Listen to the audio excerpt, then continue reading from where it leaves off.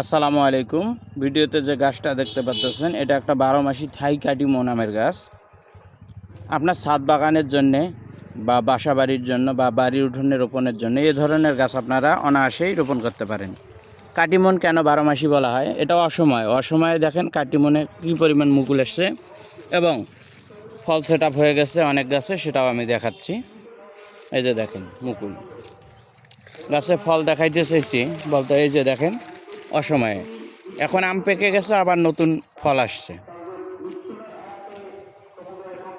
আবার সামনে দেখাই, এই যে ফল দেখেন, সামনে দেখাই এই যে আরও গাছে মুকুল চলে আসছে।